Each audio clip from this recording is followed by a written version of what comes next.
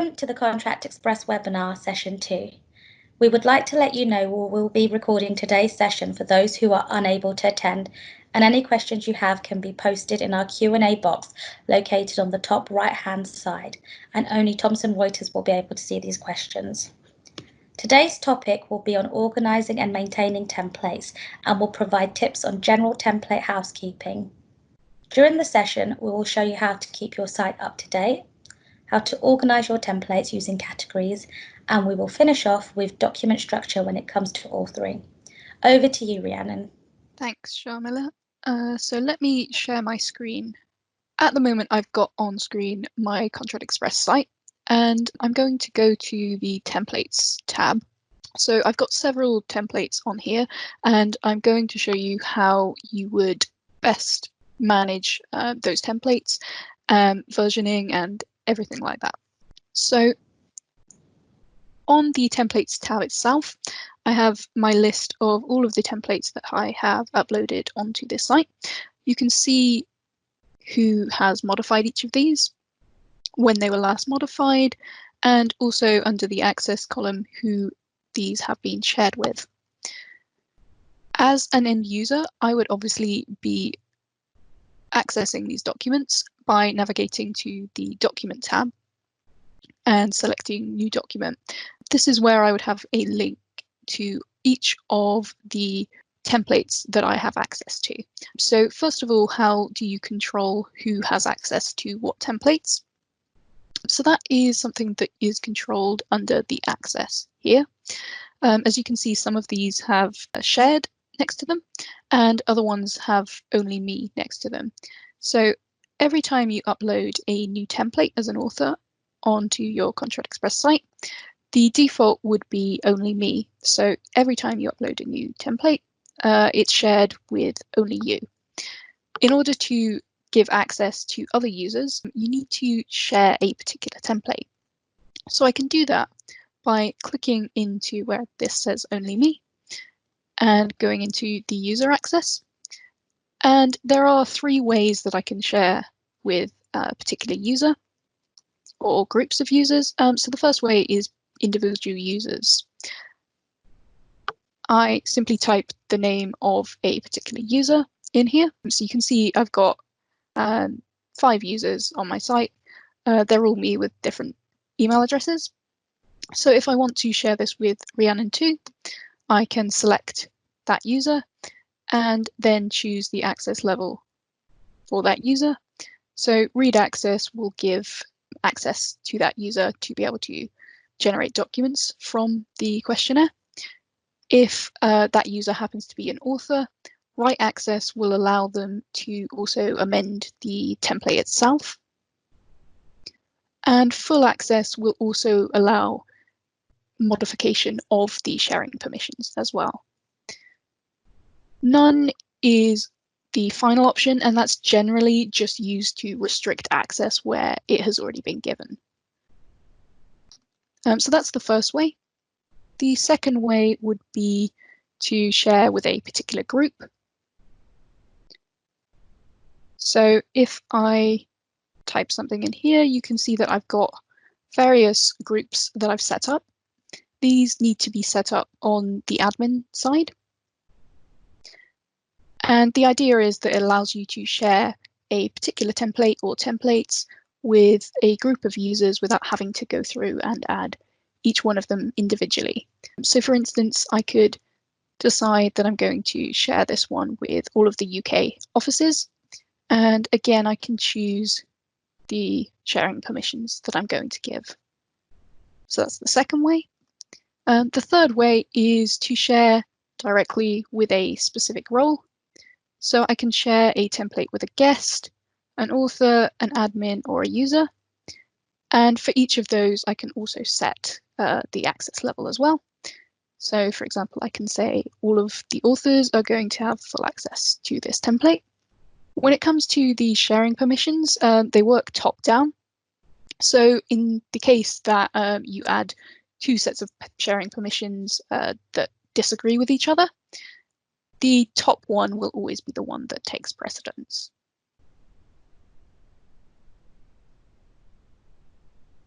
So once I have changed those sharing permissions, you can see that this employment agreement has now gone to shared instead of only me. So that indicates that that particular template has now been shared with other users. The other thing that I need to remember to do with any template is to set the version status. So every time I upload a new template onto my site, it defaults to a test status.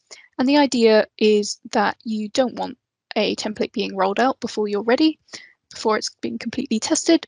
So once you've kind of run all of your tests and you're happy that it's ready to be rolled out, you would set this to live and click save. And it is only when a template has both been set to live and been shared with a user that if they go to new document on the documents tab, it would then appear in their list of templates. So you can see now I've got my employment agreement appearing up there. The next thing that I want to show you is template versioning. So you might notice on the right-hand side, you've got the latest version here of this template. And if I go to the left and click on template versions, every time I upload a new version of this template, a new version will appear on the left-hand side here. Now, there are two types of versioning that you can use. This template here is using what we call manual versioning. So if I open up the underlying template here,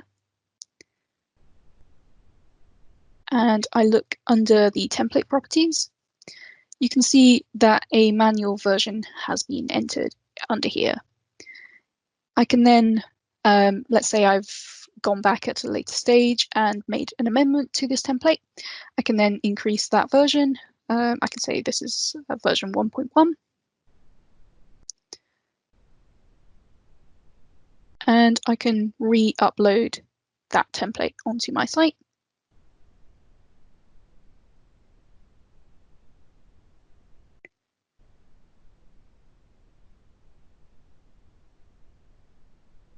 So now that that has been re-uploaded, you can see I've now got two versions, 1.0 and 1.1. Now the 1.0 is still set to a live status, so that will be the version that the end users will be accessing.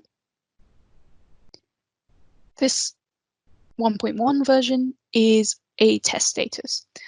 So until you've actually decided that this is ready, no end users will be able to use this template. They'll still be using the one that has been marked as live. When you're ready to set that live, you can simply click to set that live as well. And as soon as you've done that, the updated version will be available for use.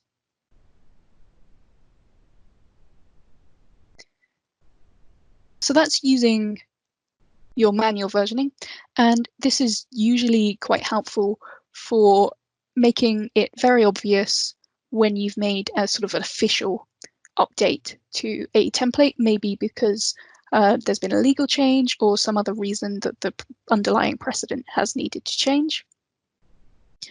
You'll only have a new version on the site once you have manually changed that version number. So the other kind of versioning is automatic versioning, and that is where you don't enter anything in the version number when you are automating your template. So if I upload this again,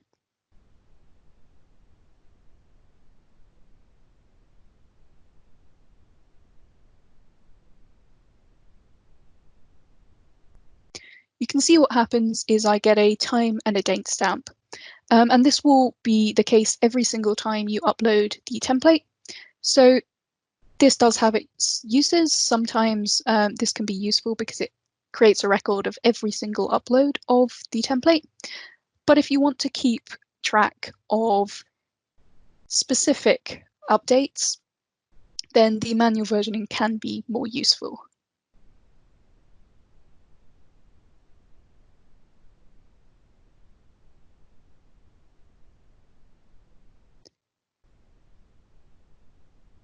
So that is your template versions.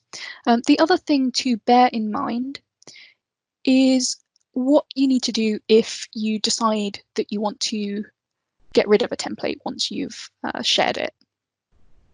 So once a template has been set to live and there have been documents generated from it, you will not be able to delete the underlying template because it's still necessary to have that template there to support the documents that have been created from that.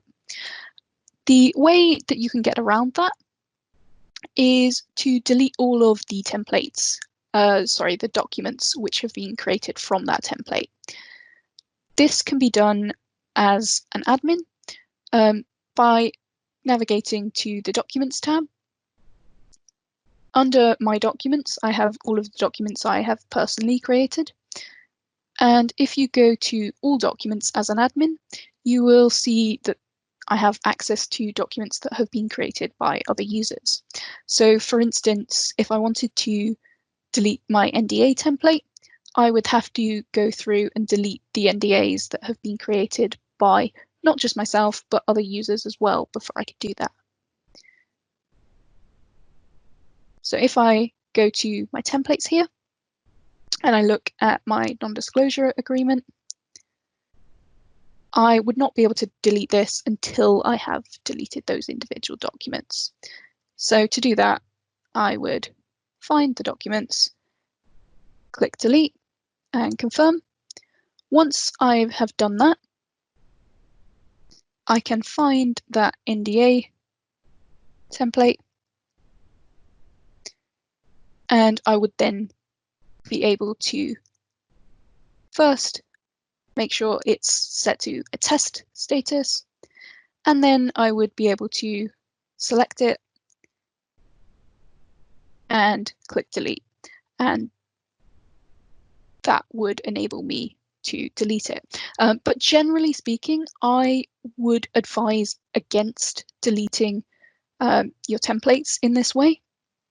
Firstly, because it can take quite a while to find all of the documents that have been generated from a particular template, particularly if you have a lot of templates on your site and a lot of users. And secondly, just for backup reasons, you might want to have a record of those documents that have been previously created. So what I would advise instead is if you've got a template that you no longer want to be available for users, I would suggest going in to the sharing permissions. And if I add another line here, I can set the role of, say, user and give none access, pop that to the top. And I could do the same for my author and my guest. And if I set all of these to none, that will mean that nobody has access to that template any longer.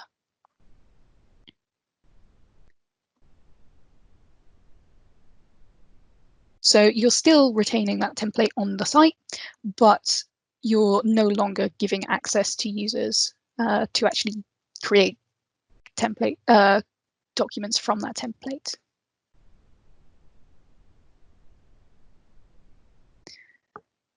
The next thing that can be useful is the categories feature. So categories is a way of essentially grouping your templates. Categories does need to be turned on under the admin settings. So to do that, you would need to go in as an admin to the features, and here you can see I've got the categories option selected. Once you have the categories option selected, you can go into the templates tab and you'll see this additional tab here called categories. So the way this works is a bit like a folder system, but it's almost more like a library system because you can have folders which contain more than one template, but the same template can also appear in multiple categories. So you can see here that I've created a category called General Templates that I want all of the users on my site to be able to see. I've also created a category called Templates by Department, and then inside that I've got separate categories for my corporate and my employment and my real estate departments. So to create a category, you would click on New Category, give it a name and a description, and it would then appear as a folder in your categories here. To create a nested category, you would do exactly the same thing. So go into a category and then create a new category inside there.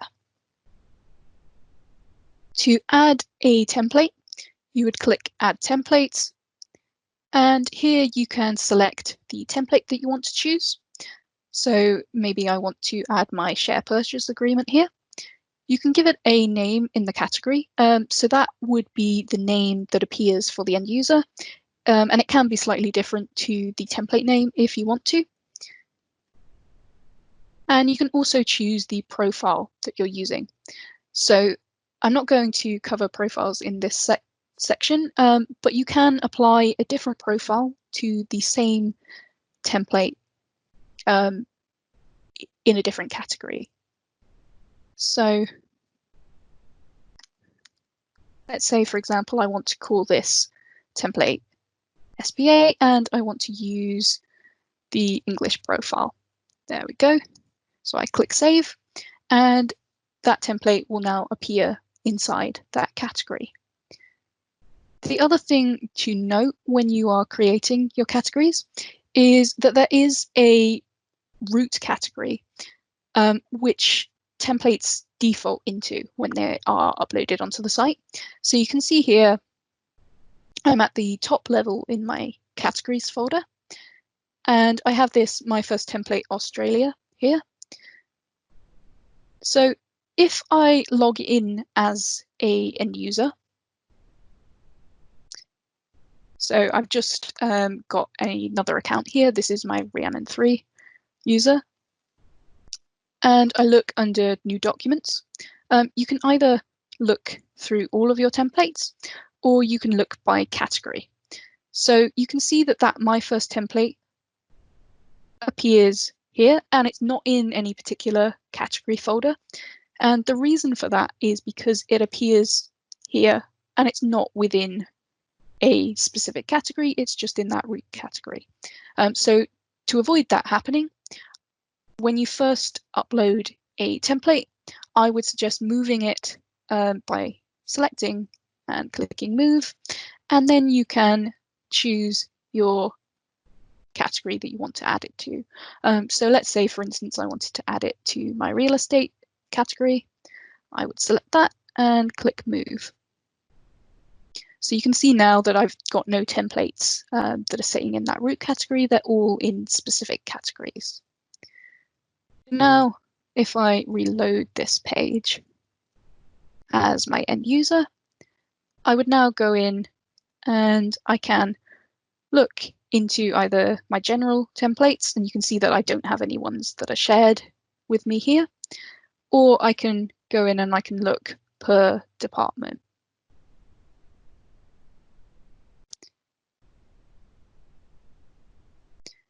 And as you can see, under my corporate department, I have a template called My First Template. I also have the same template with a different name under my real estate category. The way that you achieve something like that is simply by adding the same template to multiple categories. So if I look at my corporate category here, I've added My First Template here. So this is the same My First Template Australia template that we were looking at. And I've added this one with a PDF output profile. So this is saying that when people access it via the corporate category, it's going to give them a PDF output. And I have also added the same one to my employment category here. So you can see it's the same template, but this time I've added a different profile to give me a word output. And you can do the same thing with, say, an English profile for the English Office category and a French profile for the French Office category, or something like that.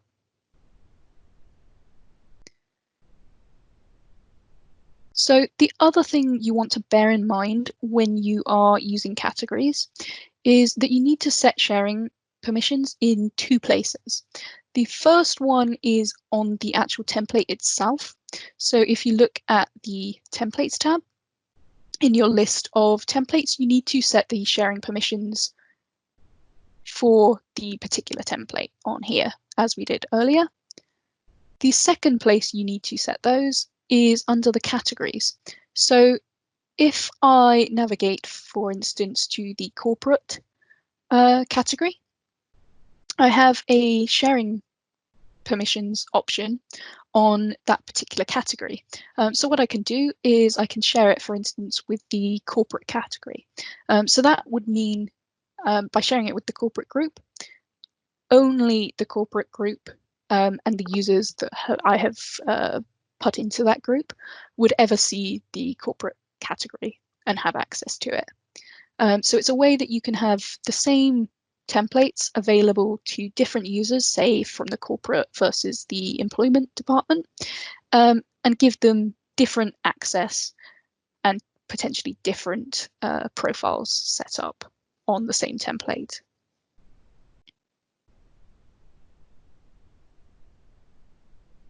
The one caveat to that is obviously if you only set up the sharing permissions in one of those places, you may well end up with a situation like what we have here, where a particular user has access to the category, but doesn't actually have access to the template within that category. And the reason for that here is because I've shared the general templates category with this user, but I haven't actually shared any of the templates that exist in that category. So when it comes to sharing permissions and categories, I would suggest that it is usually better to have a site-wide approach to this, particularly if you are using categories. Because it does tend to complicate things a little bit more. And it's generally better to have a method of sharing which you kind of adopt as a site-wide process. So that's your sharing permissions when it comes to categories. The final thing that I want to run through on this session is what happens on the authoring side when you're looking at things like suites of documents. So what I have set up is I have a set of documents here, which are a package of lease documents. So I'm going to open up the first document, which is the lease package document here. So this is a lease contract, but alongside it, I'm also going to be generating other documents, which is why we're calling this a suite of documents.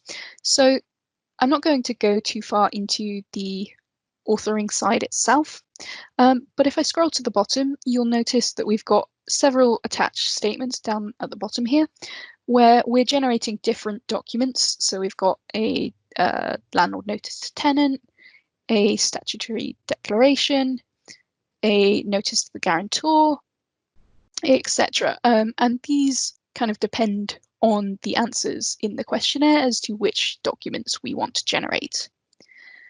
So in terms of the structure here, generally what we suggest is what we've got in this template, where if I look at the dictionary, we have all of the dictionary structure. We have our pages and our groups for our questionnaire and all of our variables defined in this top level template, if you like. If I open up one of the other documents.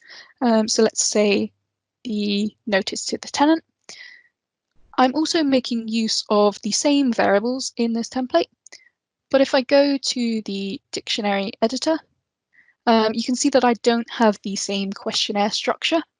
And the reason for that is because generally it's far easier to keep track of your suites of templates if you keep all of those definitions in the top level template. And then you don't have to remember, if you make alterations to a particular variable, you don't have to remember which document, which template you made those changes in. You can simply make those changes in the top level template and feed them through using the external dictionary function to all of the other templates within that suite. So if I look at any of the variables here, you'll see that I'm using the external definition from the lease package, and that's generally what we want to see in a suite of documents. You don't want to have a situation where you're making amendments in one of the subtemplates. So that's kind of what it looks like on the document side. If I go back to the site, I'm now going to show you what a suite would look like in terms of the actual site side. So if I look at my templates tab, you can see that I've got several templates here relating to my lease package. Now, if I go into my lease package, I have this button down here which says view related templates. So this enables you to see how suites of templates are linked together. If I click on this, I'll have a list of all of the templates which are linked as sub-templates to that lease package template. So I've got my notice to guarantor, notice of tenant, etc.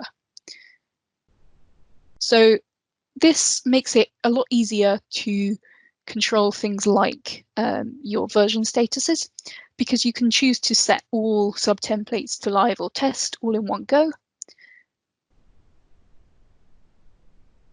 And you also have links through to each of those templates so that you can view the template details page for each of those. If I am on one of my sub-template pages here, so for example, the notice to guarantor, if I then click to view related templates, under my parent templates, I will be able to see all of the templates which this is attached to. So in this case, it just brings me back to my lease package template. So this makes it quite easy to sort of tell where your templates are related, and also to, as I say, control all of those version statuses and make sure everything lines up when you're setting things to live. So that covers all of the topics that we wanted to show you today. So Sharmila, are you? Thank you, Rhiannon. So in summary, our top tips to remember when organising your templates are: think about permissions across the site rather than on templates. When deleting templates, ensure you delete all of the light documents which have been generated from the site before you delete. Unless you are looking to completely clean up the site, it might be better to remove permissions to a template rather than deleting. If there are templates being used across multiple groups, consider using categories. And when using categories, remember you have to share the template itself and share the categories, so you'll need both.